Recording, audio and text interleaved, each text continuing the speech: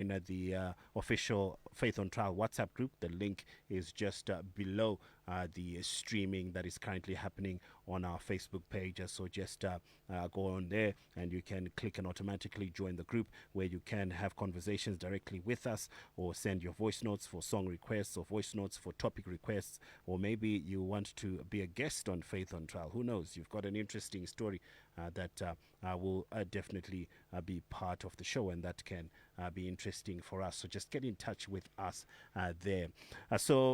Tonight we are talking parenting, and this is something that I know a lot of people are leaning into, a lot of people are experiencing. And is there a one size fits all? Is there a formula to it? We're discussing that based on the biblical wisdom that says, train up a child in the way he should go, and when he is old, he will not depart from it. But is it truly that simple? What are the challenges of modern day parenting, navigating the generational gap, and how can faith, morals, and values be preserved and passed on to the next generation? And I'm glad to welcome our guests in the studio. We've got Pastor Thandi Chidawanyika in the studio. She fellowships at Faith Ministries. We also have Elder Goche and wife today from Calvary Family Church. We're absolutely delighted to have you with us today. And maybe let's start with just setting up a foundation, as we've read the scriptures there that talk about Proverbs 22:6. So if you're listening to us, you're wondering where to find it, Proverbs 22:6, you can go on there. So maybe let me start with you, Pastor Thandi. Just when you hear that, what does it speak to you, Proverbs 22:6? Thank you, E.T. I feel like I'm starting on a back foot because you introduced me with someone with very colorful hair. I'm sure the listeners are wondering what type of hairstyle this is. Wow.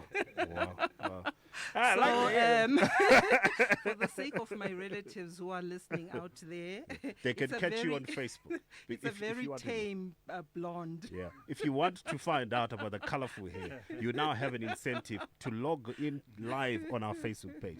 Don't worry. Relatives, you want to find out about the colorful hair? My mom especially. Mama, log on to Facebook. You've got an incentive now. All right. Thank you very much for clearing that up. I just wanted to set the foundation to say the type of parent you are depends on the type of person you are. And maybe as a backstory to why, how to train up a child, I'll just say that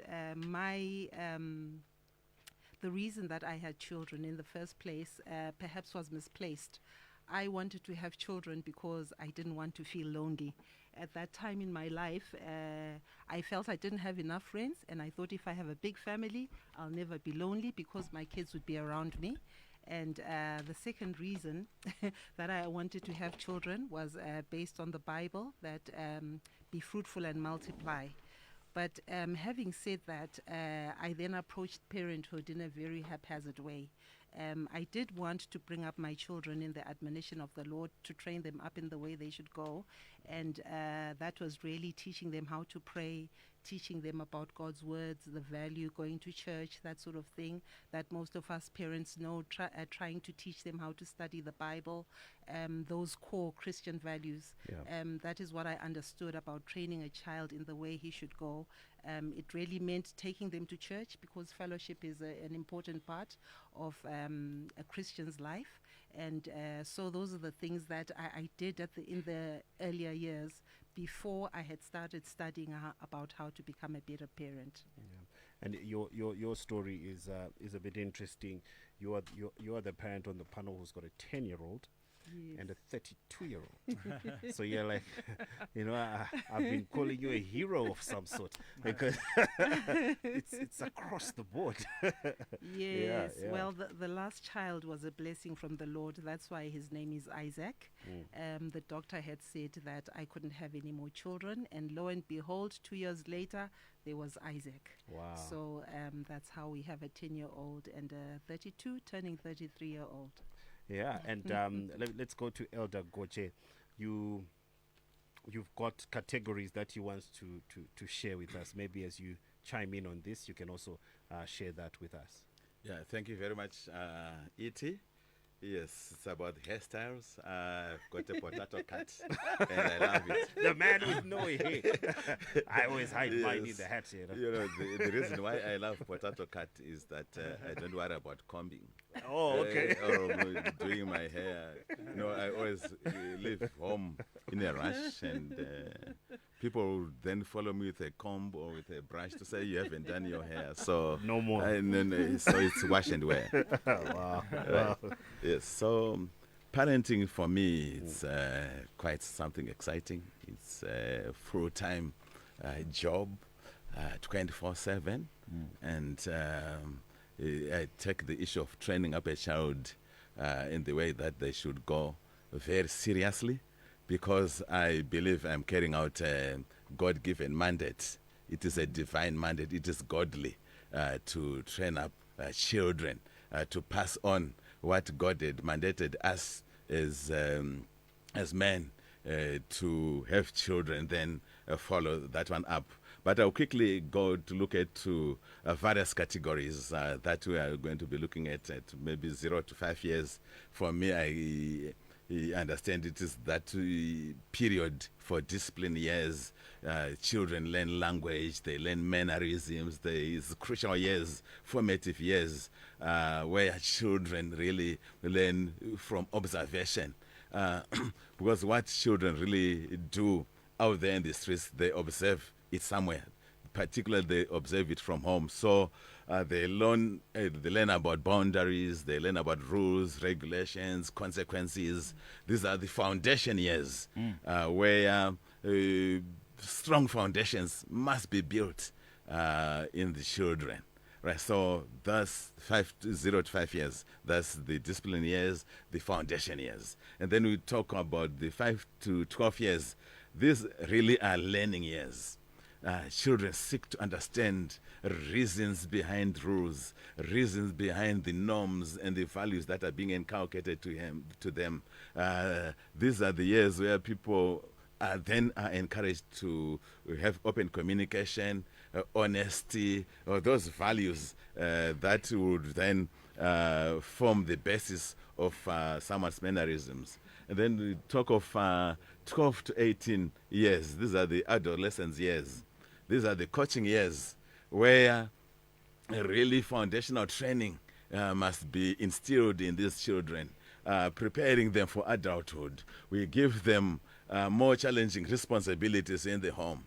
To say, wachama soksako, ita shakati, timba garden, assist with the chores. These are the years where people should really learn. And we allow them to make decisions, allow them to make mistakes. When they make mistakes, don't scream at them, but encourage them, show them the way, a better way of solving a situation, and let them to try again.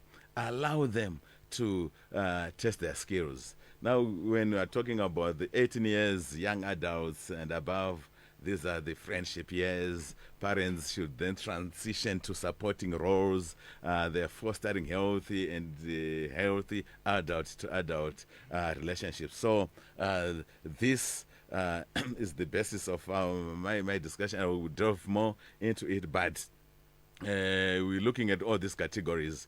We must understand and appreciate the formative years of the children or of the child.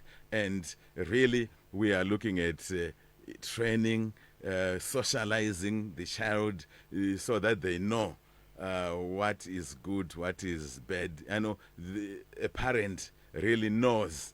Parents are expected to know what is good and what is bad, and then they instill them in their children.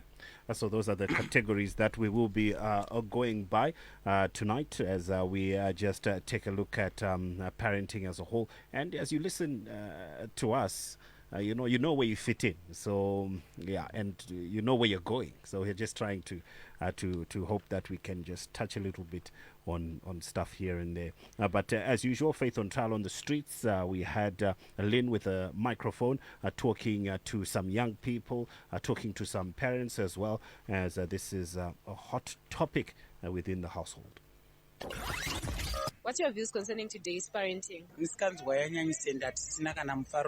Some of the kids are overriding the parents and they have no future at all. We're raising a dead generation for Ama 2K. Akaona somebody achiita something which seems to be good kwaari, anoita pressure of which anozoita izvozvo kuti azviwane nenzira isiri proper. Peer pressure ndo imwe yanyanya muvana. Unlike isusu during our generation dzedu taiterera maparents, we were treated zvekuti ukafunga kuita mukomana ka you think twice kuti ndikabatwa. Saka izvozvo mazuva anaya maparents haachatrita vana like what we used to do way back. Isusu vekuma 80s taiterera maparents and you will find kuti pass rate yaikwira yange iri high. Nesu vahombe vachona kunyanya kuvarume vakunodanana futi netuvana twetu tolusa concentration in education. Parents ekudhara I think watotokasvika mbana by 6 you should make sure kuti wapadeni you should be home. But nowadays, even ukasvika mbana kuma 8 or 9, it's not a problem. Ama 2K children, they are being raised by who? Pane maproblem atozosangana nawo isusu. Ekuti sometimes kuudza maparents ako zvinenge zvisinga make sense. Okay. But isn't it kuti a parent should know everything about what is bothering you? No, a parent haafaniri kuziva zvese. Kana a parent achida kuziva zvekuitika pamwana wake, I think the best way is to ask his or her friends. Parenting nowadays, because of the social media influence, technology, the Western culture, it has changed. Ama 2K, they are doing the blessers, stuff like that. It's happening. And I don't think it's a result of bad parenting. It's a result of the Western culture and, technology, I guess. How do you think parents can tackle that? It's quite difficult. Maybe they should try and talk to their children. They should be free with them. They shouldn't be like really strict. Okay. Exactly. And what are some of the challenges you think youths are facing that parents won't ever understand? Financial stress, depression, pressure from social media, not wanting good things, good stuff that we see on social media, fancy cars, nice clothes, these iPhones, I have a mom. She's very extremely friendly and she wants to have an open relationship with me, so much so that she opens up certain things to me. But now I'm exploring stuff and I don't know when or if I should tell her about what I'm experiencing. I don't know if she'll take it lightly or seriously because parents have their peers and they may think differently. And I don't know if I tell her certain stuff, if she'll be like, stop, or if she'll encourage me. How has been parenting on your side? It's challenging, but it's taught me a lot.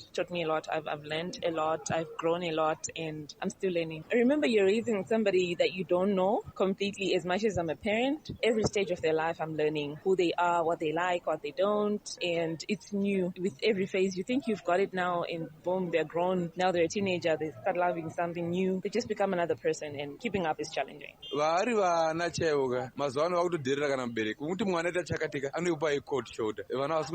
Maybe his first life irikuitika akachakatika maybe ausikwanise but anotarisira kuti I need that arikuona life inoramwani with some other person. Vana vamazuva generation yakudhara negeneration yamamanje zvasiyana. Saka muparent wakudhara wa70s or 60s akwanisa kukontrola mwana wezvinezvi because zvezvitomuremero wekusaiti kwake zvinhu zvaakuitika zvatodhifa difference yacho yatokurisa. Saka even mukada kugadzirisa pane nyaya ndozvikuitwa nevana vese. Maparents hapana zvaanokwanisa kuita here to address these challenges and solve them. Izvo zvakutodhipenda nekuti mubereki ari kurera sei mwana wake.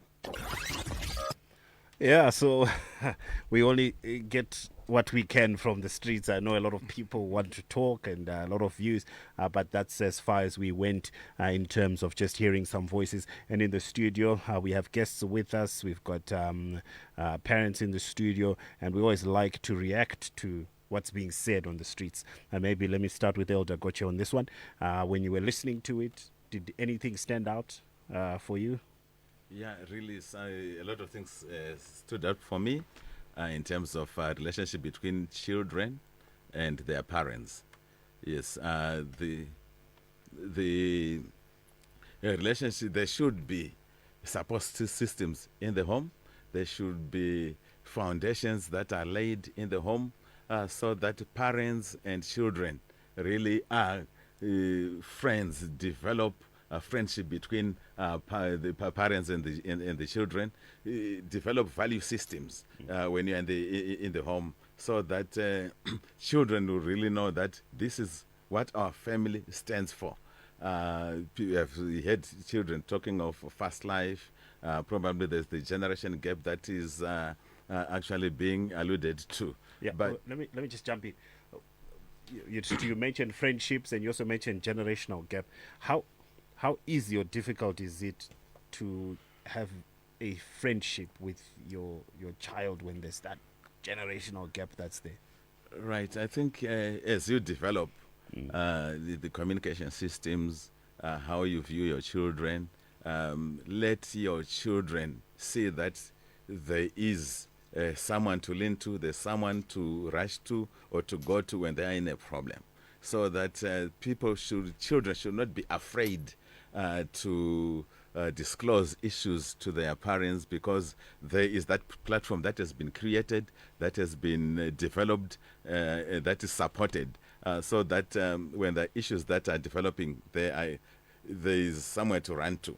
Let me give a very clear example where probably the father or the mother are reactive when such things happen. Children need encouragement and support. If I'm a father who reacts negatively, the child would go somewhere where they are understood, will go somewhere to where they would find a shoulder to lean to. And obviously, this is in the streets. We call it a street corner society, where there's always a big brother somewhere at a street corner who then open up their hands to say, oh, what's wrong with you? Why are you sad? Then they would then say, oh, no, I think here's something for you to drink. Here's, they're introduced to a lot of things. So we are saying, parents, let us be open. There is this generational gap. There is this thing that is coming through social media technology, but try to stand in that particular gap so that you really bring your children closer, have influence on the children rather than your children get influence from outside. And so let me come to you in the studio. We also have Pastor Thandi Chidawanyika. When you were listening to that, I know that so many things that were said. Anything in particular that caught your attention? Yes, it was quite interesting hearing all the comments that came out. I think maybe I'd like to lead on from where Elder Goche stopped, where he was talking about friendship between parents and their children.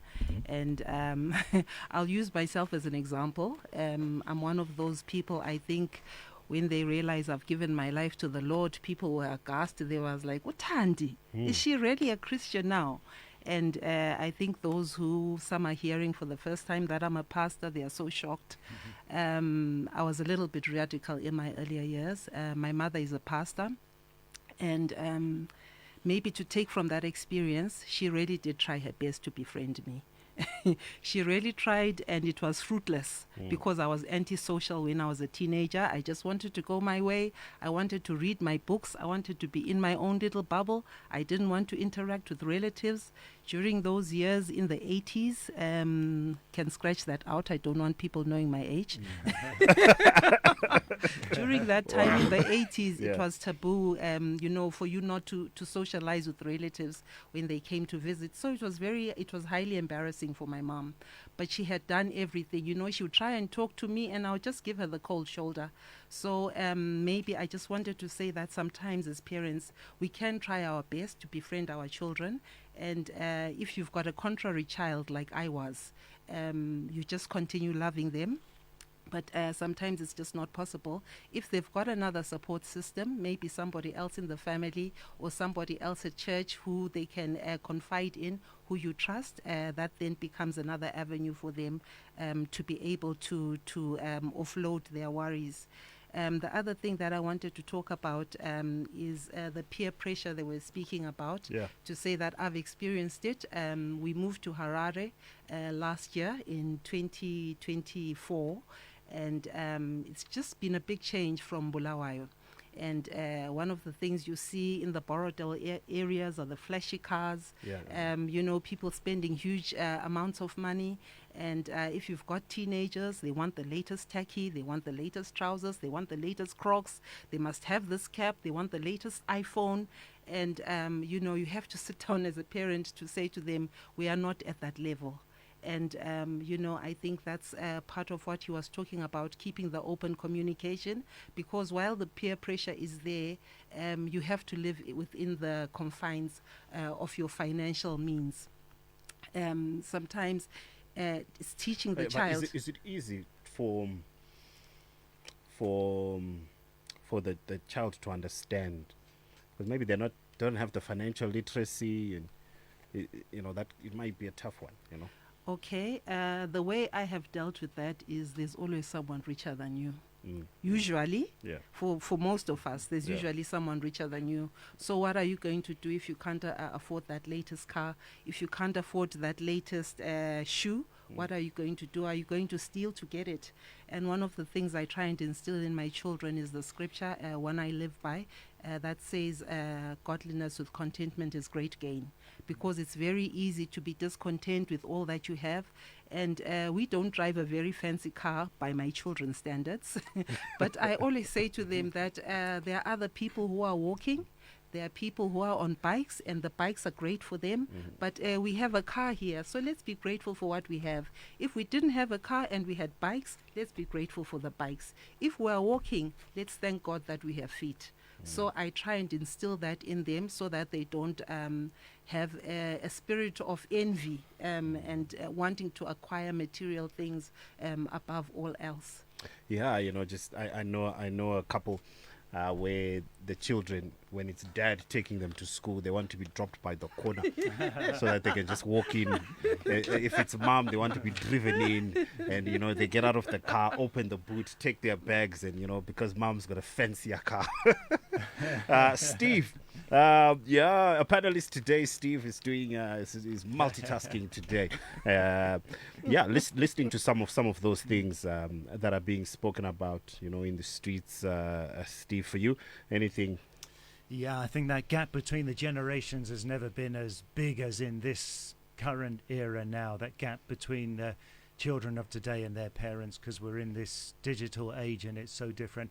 I just want to reinforce what Timothy said, because he gave words of wisdom on those stages of life. 0 to 5 is the foundation stage, and that is where you need to set those boundaries and win battles with your children. I was talking to someone today who said, hey, my child is too young to start disciplining. I want to wait till they're a bit older and then I'll get firmer with them. But now I think they're too young. They're only 1 and I don't want to be disciplining them. But this is the time when you must set those boundaries and you must discipline your children and set the expectations for them, because if you leave it too late, you're causing a lot of problems for yourself later on when they get older. So our daughter Rafara is 21 now.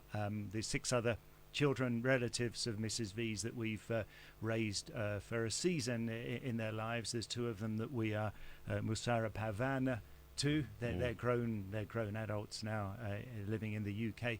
But because they came to us when they were teenagers, there were some things that we just couldn't change. Teenage years are very important and very formational, but there were some things that were ingrained in their behavior that we couldn't change in them. So those 0 to 5 years are absolutely critical in terms of setting those boundaries and that foundation, and making sure that you set those boundaries firmly, even if it means, and it's heartbreaking sometimes because your child will cry when you're being firm with them, but you're doing it for their own good and for them to know that you are the parents and that you are in control, or you're the parent if it's a single parent family. So that's really important. When we were going to become parents, Mrs. V and I did a bit of research. We visited some families at our church of those that we respected in the way that they were raising our kids. We went to Pastor G's parents, actually, because we were always close to them. They're late now, but we went to the same church, and they would tell us, always pray without giving up for your children. Always keep on praying for them, whatever they're going through. There was another couple, the lady said, always listen. Always make sure you're listening to what your child is saying, because they might say 100 things that are just not important or nonsense, but that 100th thing that they say might be something really important. So whether they're telling you about bullying at school or an important question of faith, whatever. So always listen. So keeping those lines of communication open is something that we've always been very key on. So as much as you might not understand your child in this digital age, like some of those parents were saying there, they do things that we didn't do or don't do. Their music that they listen to is different. They don't even watch TV now. They watch YouTube if you're in a house where you've got Wi-Fi or lots of data. So you need to understand the world that they're living in as far as you can, even though some of the stuff you can't understand. But it's really important to keep those lines of communication open. And it's quite a joy when your child is older. Rufaru's in the UK. Our daughter, she communicates all the time, and she still phones us a lot and shares stuff with her mum and dad. And that's a real blessing if you get to that stage. There's no guarantee how a child is going to turn out. Even with the most strongest Christian parents, you still can't guarantee how they're going to turn out. But by the grace of God and by all of those prayers, we trust in Him for our children. And if we have messed up or failed to set a boundary, whatever age your child is, you can still work on it because there's still time. So I think keeping those lines of communication is so important. Well, so we've got something that is a bit of a burning issue. We've got absent fathers, and we've got absent parents. I think we've gotten used to absent fathers because that's how it's been for a while now. But we also have the women that are out there and they're absent for a reason, and we were just going around the social media streets, and TD Jakes, during one of his sermons, spoke about one of the reasons where a parent can be absent. If a man is at home all the time and he's the breadwinner, that's a bad sign. And the problem with being a father is you can never get it 100. If I give you time, we don't have money. If I get the money, you don't have me. I can't be there and earn a living at the same time. I'm limited, and I have an obligation to make sure your life is better than mine. The difficult thing about being a father is that everybody wants it now. The kid wants it now, the wife wants it now, the job wants it now, the opportunity is now, because in your early years are your earning years. All the things that you call normal are miracles. Your normal is your daddy's miracle. But the reason you don't see it is because it's normal. So that's courtesy of TD Jakes. You can go on to his social media platforms and have a listen to the full sermon there. But we just wanted to talk about absent parents and absent fathers. And let me come first to you, Elder Goche. You are a CEO, you're a businessman, you're a farmer, you're a dad. You've got all the excuses in the world to not be around. But when you listen to that, does it resonate? Have you ever been in a position where you have to sacrifice family time to keep the lights on? Yeah, thank you very much for that. As I said in my earlier remarks, that parenting is a full-time job.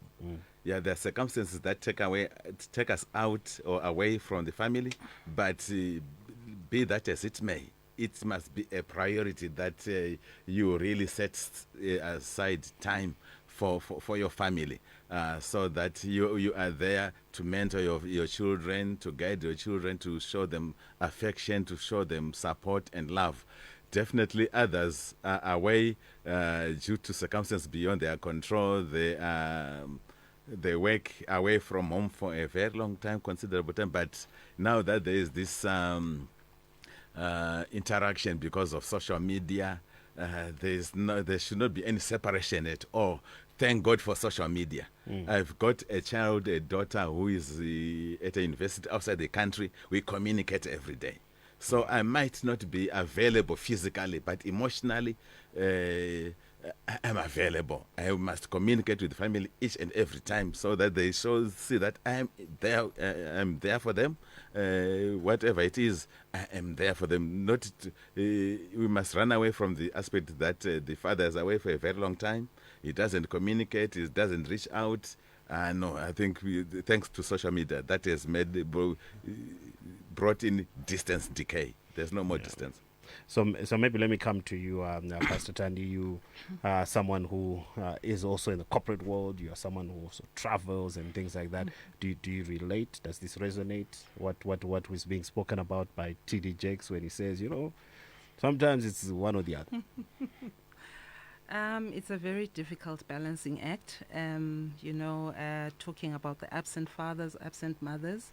Maybe I was going to take it from the angle of that sometimes the father can be present physically, but emotionally he's absent not there. As well. And what I've noticed in many settings, maybe in Zimbabwe, in the circles that I've moved in, not all of them, is that the burden can fall on the woman to do everything else in the home, whether it's the child rearing, whether it's training the child, all the duties that are around children, really.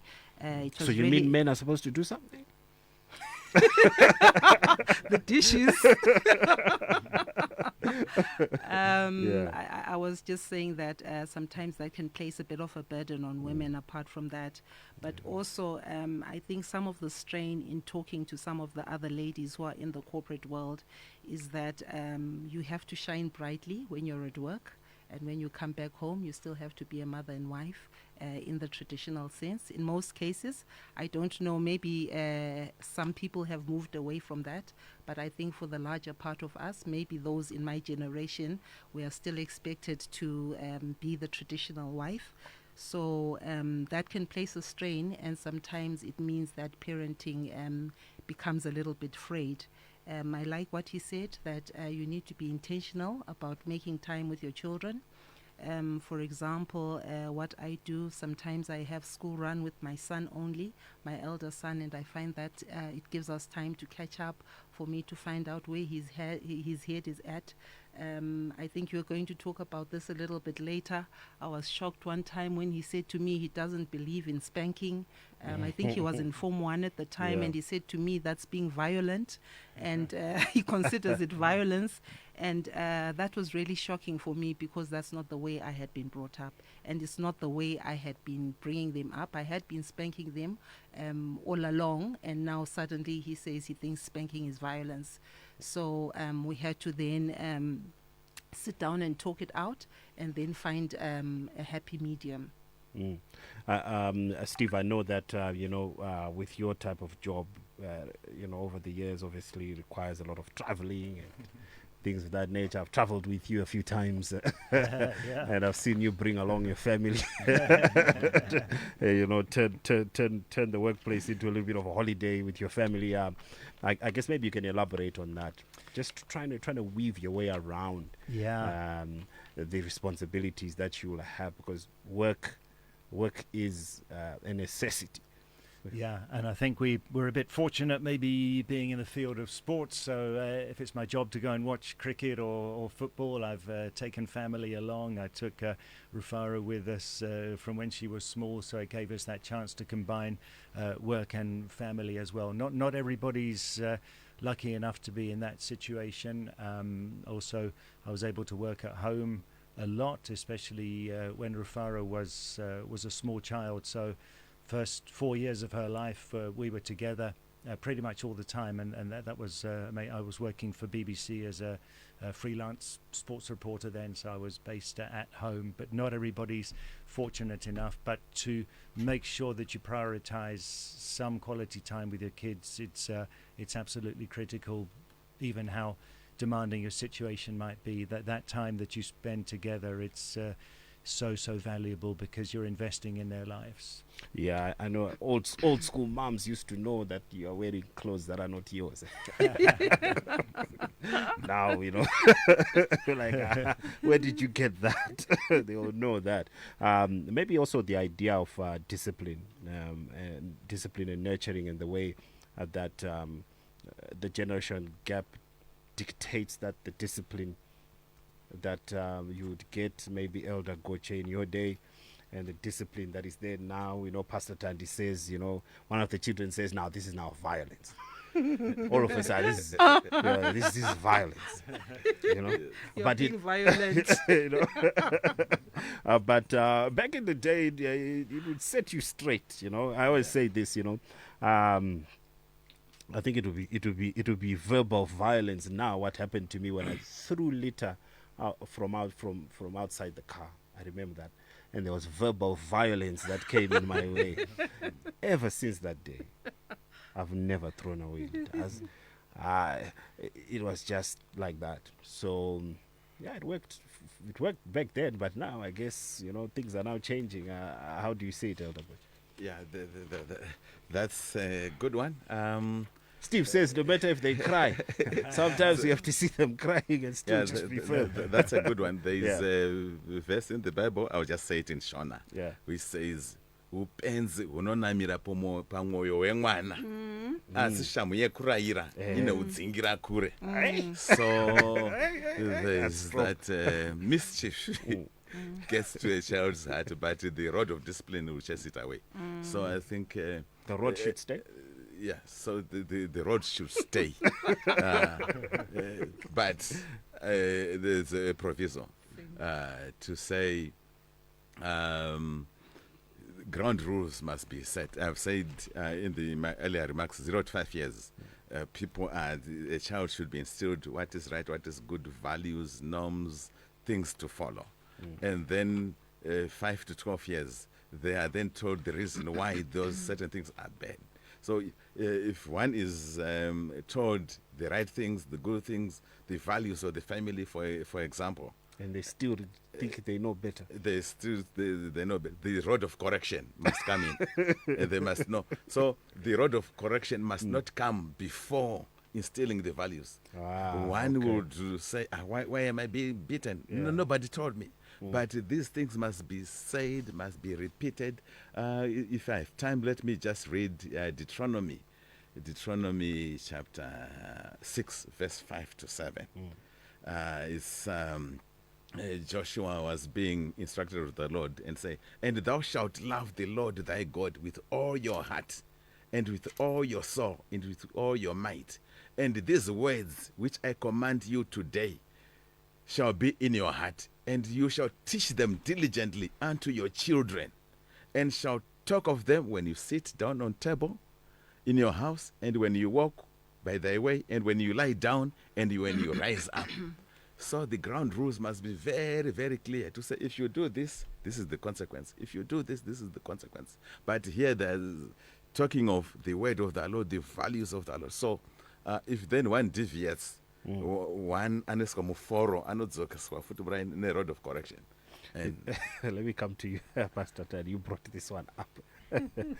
The spanking. How did you work around that? Or how it's still, as you say, it's still a journey. It's still progressing. Not really. There's a saying that if it ain't broken, don't fix it. So if you find that you've successfully worked with a certain way of parenting, you can adjust it slightly. But the thing is that as Christians, we are guided by the Word of God. So that should be our first port of call. And maybe to go back to my example, while I did engage in a conversation with him about the meaning of violence and why he thinks so. I then had to explain, because of the values that Elder Goche had spoken about, if they've been well communicated and well understood, and perhaps the child is in rebellion, at that point, then you can say these are the consequences. If those consequences don't work, then you move on to the rod of correction. And that is the, maybe not so happy place for him, but it was the happy place we arrived at, because I said if the ears are refusing to listen, it means there have to be other ways to make you listen. So the Bible does say, as he was quoting there in Proverbs 23, do not withhold discipline from a child. If you strike him with a rod, he will not die. It says you'll deliver his soul from Sheol. So our strike it with the rod. Yes, with the rod, with a rod, that? not even the branch of a tree. Wow. So we are also live. So yes, I found that godly discipline, because it must be done in love, first talking to the child, and after the spanking, usually you love the child again, you reaffirm them, you tell them that you love them, they're special, and so on. And I found that it worked very well for each of my children. So we are live on Facebook. You can find us at Star FM Zimbabwe, and I've got a view here on Facebook. An old head, well, sorry about that, Tendai. That's Tendai Mketo Nyakurukwa, who says, I remember back in the late 80s and 90s, our parents also complained about us. I remember notorious kids that climbed out windows and did the most. But ultimately, most kids turned out all right. I think it's the same now. As a parent, do your best to raise your child. But ultimately, there will always be extremists. Most will turn out all right. So this is someone on Facebook there. You can also come through on Facebook. Shout out to Rudo Chipidza Mwakutuya, who's following us, and Non-Tlantla Nyabmakupe, who's also following us. And is that you, Priscilla? I see you. Priscilla Goche also following. This is Faith on Trial. Faith on Trial on Star FM. WhatsApp us on 0772162651. Call in on 0772162651 or 0714414413. Well, let me see if I can get someone on the line to jump in.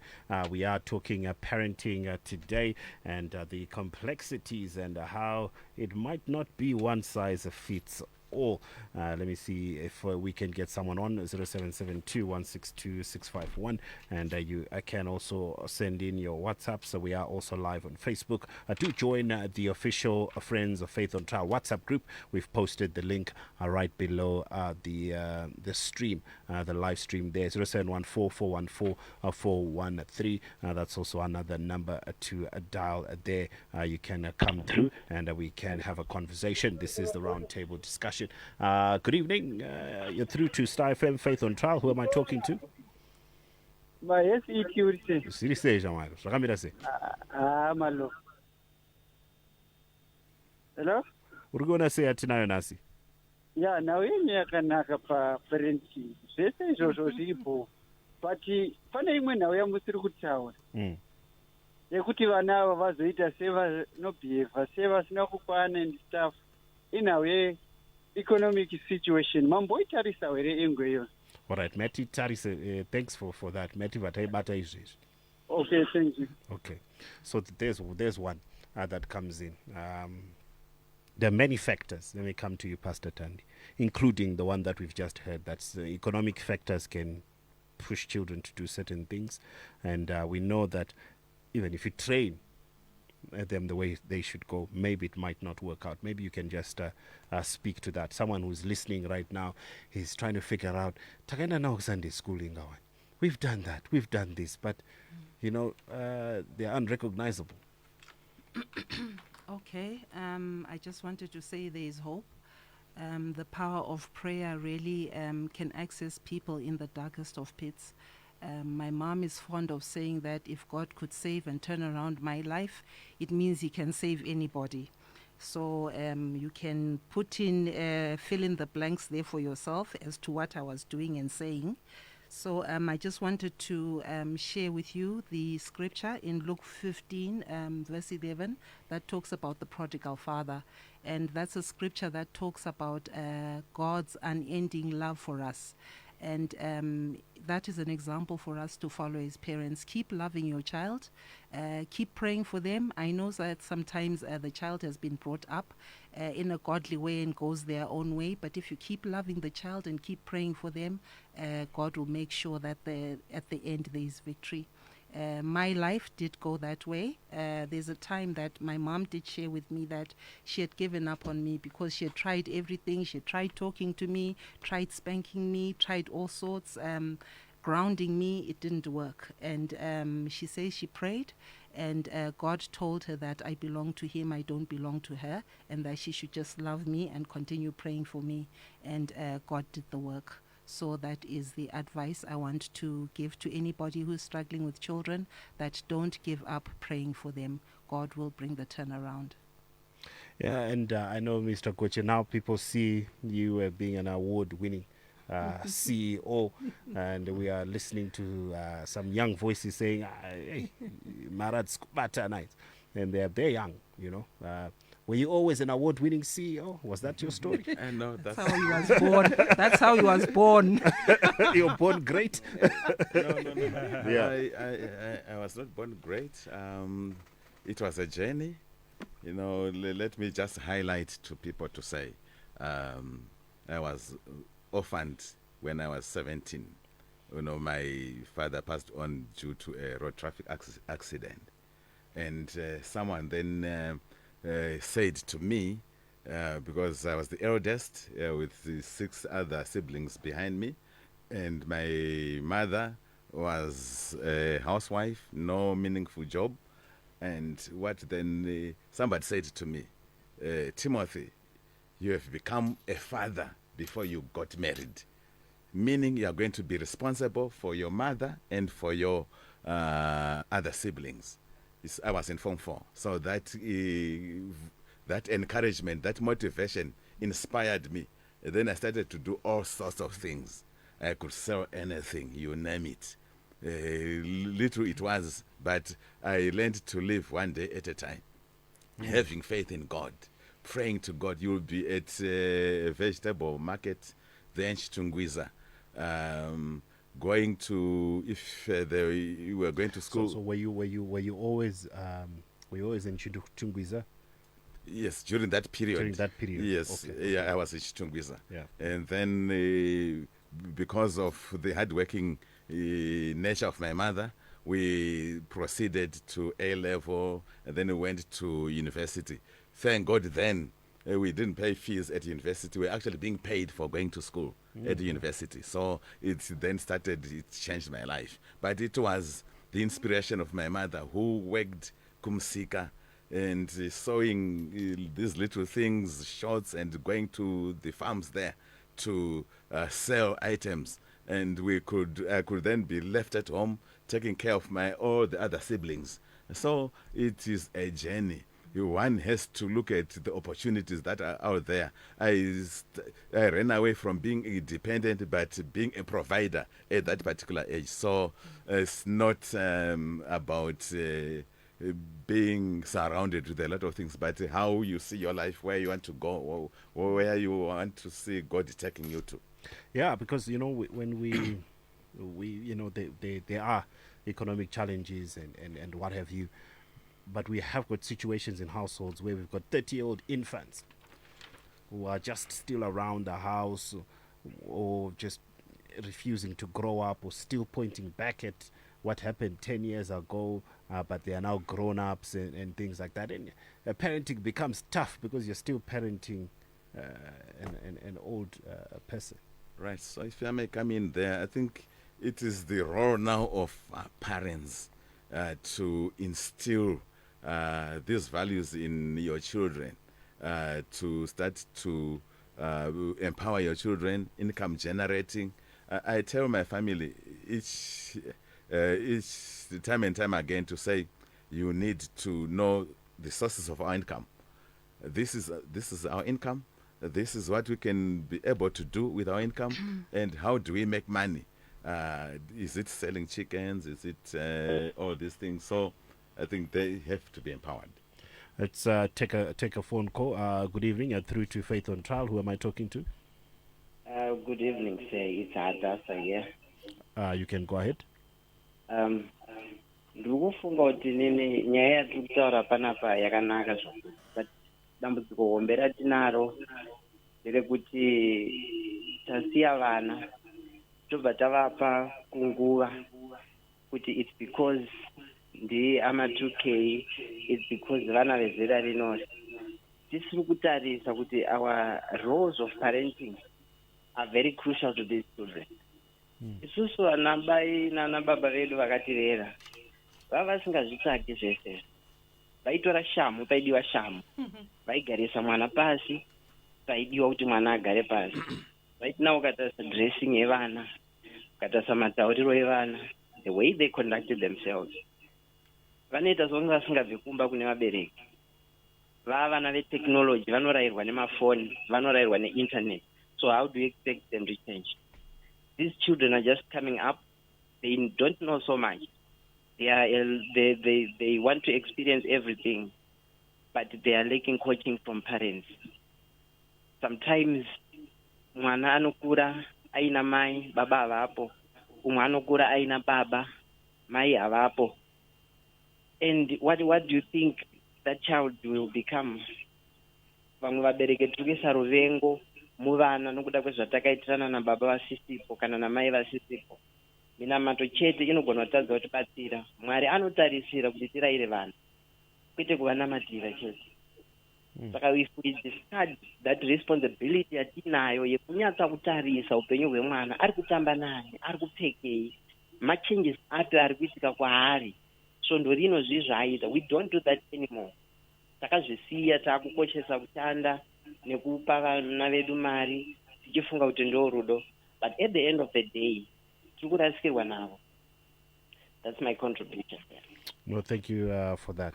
Let's put it back into the studio. Let me come to you, Pastor Thandi.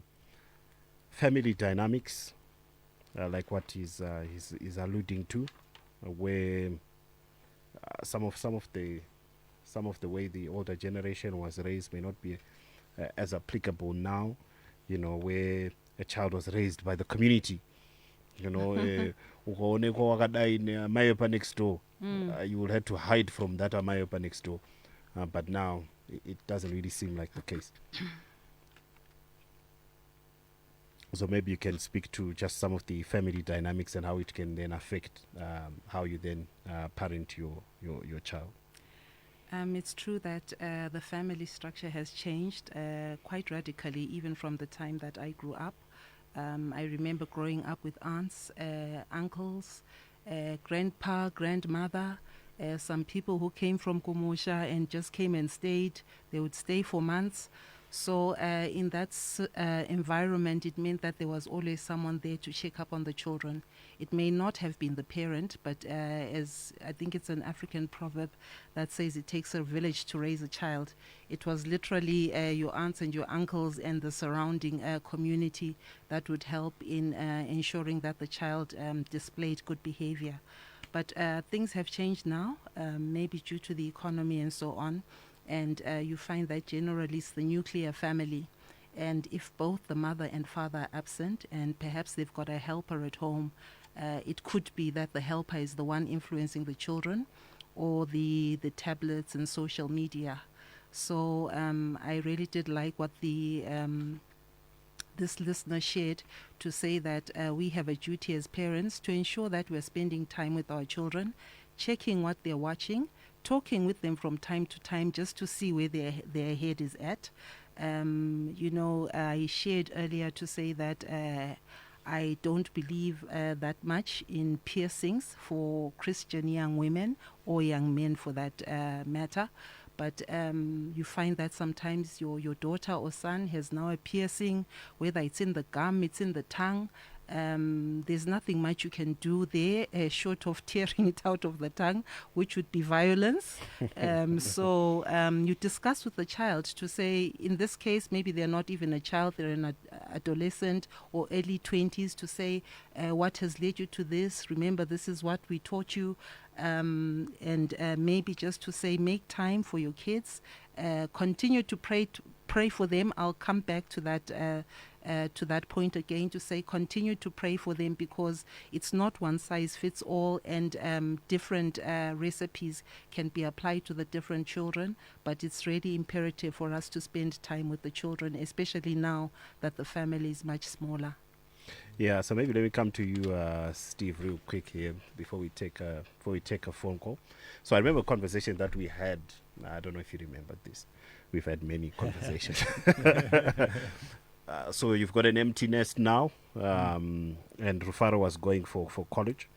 at the time, and you said to me there was no last minute lecture. Advice and Yes. things like that. There wasn't any of that. It's like, you know what, Rufaro, off you go, run along then, bye-bye. Yeah, maybe elaborate on that. It said something to me, and I think I know what it was. But there was no last minute at the airport a day before, the night before, you don't sleep. This, that. So, I remember that it's interesting, some of the things you remember. So, I'm listening sometimes. You know? So if your child's about to leave to go to university or to work in another country, that's not the time when they're just about to head to the airport to give them the lecture. You start giving the lecture there. About to say, be careful of boys, make sure you don't get pregnant, and so on. That mustn't be done at the last minute. That's an ongoing conversation from when they're 2 years old and when they first see that boys are different from girls, and you've got to teach them those things on an ongoing basis throughout all of those years at their level. And kids don't like lectures as well anyway. They tend to zone out, so you've got to be modelling, explaining to them. I'll just give one nugget here as well, because we observe a lot of families and how they operate. You know, it's said the family that prays together stays together. But we've observed the family that eats together stays together. So it's a bit of a dying tradition now of eating dinner together as a family in the evening. People's schedules are hectic, so it's not always possible to do that. But we've seen some families will make sure they'll wait until parents are home, or if it's a single parent for mum to get home, and they'll eat together as a family, and they'll sit at a table. And some who are very serious about this will even put the phones away. They won't answer the phone, and they just have that 30 minutes of undivided attention with their kids, listening to them, hearing what they're going through. And it's interesting, if you might not be able to do it every day, but if you can do it even once or twice a week, it's good. And even teenagers are hard to talk to, but if you sit at a table with them, no matter how moody they might be, if it's just you and there's no distractions and you're eating your lunch or your dinner together, at one point they'll crack and they'll open up and they'll start talking to mum and dad. So it's a winning formula, although it's a dying tradition. But eating together as a family is a really powerful thing. It's a great way of communicating, and especially when you've got teenagers who can be difficult to open up to you. Okay, we've got another caller here. E.T. Good evening. You're through to Star FM. Evening, E.T. Hi, how are you? Who am I talking to? Rutendo. Hi, Rutendo. What's your contribution today? Okay, I have the privilege of listening to this preacher guy who is mightily used, in the supernatural. He's always saying, raising kids can be more difficult than raising the dead. Wow.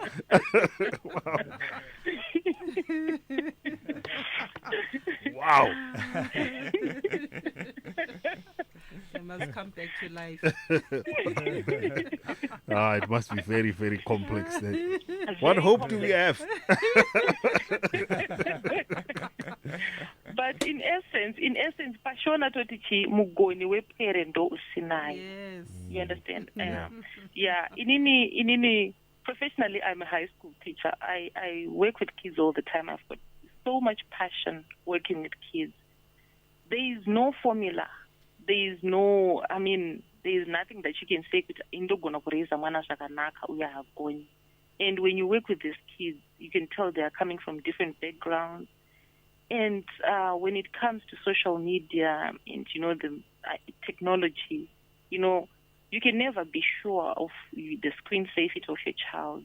No matter how much you try to go through whatever they are watching on social media, you never know what they can be exposed to through friends. So there's quite a lot. It's quite a complex issue when it comes to parenting. There is no.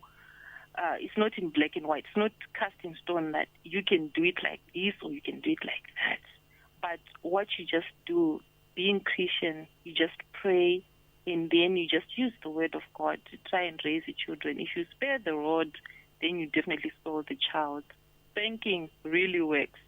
I myself don't believe it. Wow, right.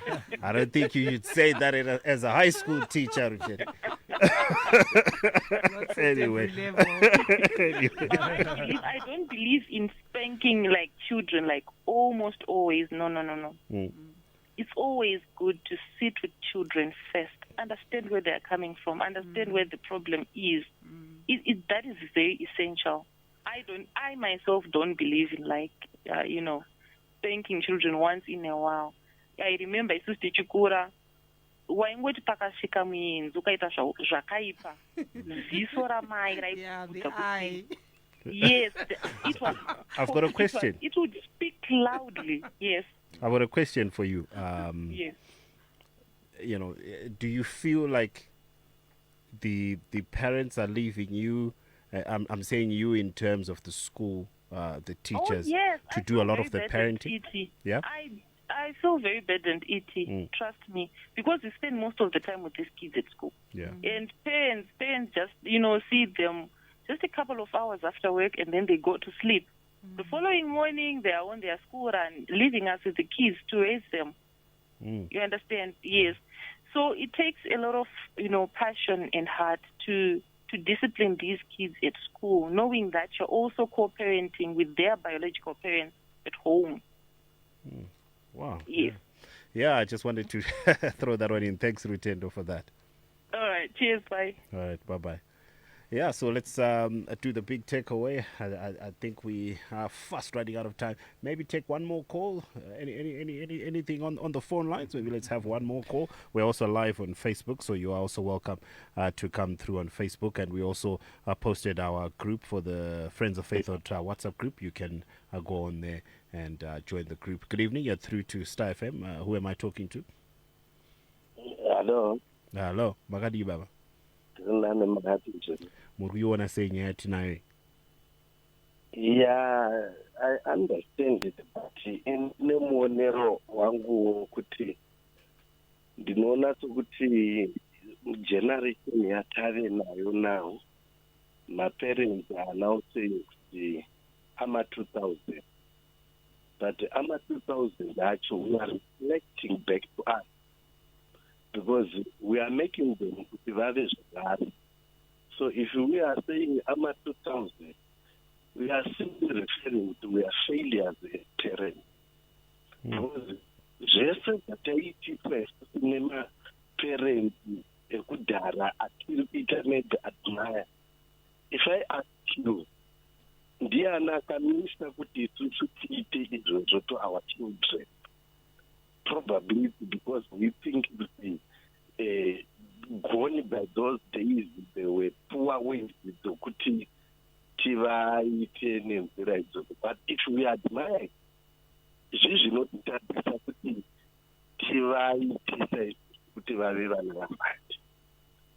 So I think kuti we still have a lot tiite sevamaparents, sevabereki, the whole of us as a country, kuti tidzokere pakuti who are we, what are we supposed to do. Kana tina parents tese zvinonzi it takes a village kuti tirere mwana, but these days zvinonzi zvakasara. Saka I think it to go back to us as ubuntu isusu sehunhu hwedu kuti what is the really right way of bringing up vana, nokuti tinongoti hai modern times ndo nguva dzachini word. There's one speaker ataura kuti if you look vana ava how they are dressing, but they are coming from us as parents. About moral kuziva kuti Yeah, I think the line there is now getting a bit bad, but I think he was trying to mention about blame shifting and pointing fingers. So with the parents saying it's the kids, and the kids saying it's the parents. No one wants to take any blame there. But as our final words, Pastor Thandi, before we say our goodbyes. Okay, as my final takeaway, as someone who has not arrived and is still learning as a parent, still needing much of His grace, I just wanted to encourage other parents who are like me. Accept that you are not perfect. When you make mistakes, acknowledge the mistake, repent and ask for grace to do better and move on. Do your best and leave the rest to God. Ask for help from trusted sources, read books, and finally commit your children to God in prayer. I want to emphasize this again. Pray, pray, pray always. Luke 18 verse 1 says, pray without ceasing. It says, pray and do not faint. So that is what I would encourage us to do. And finally, if you are able to, I know these days we have access to Google and so on. Please check how to pray and make covenants on behalf of your children.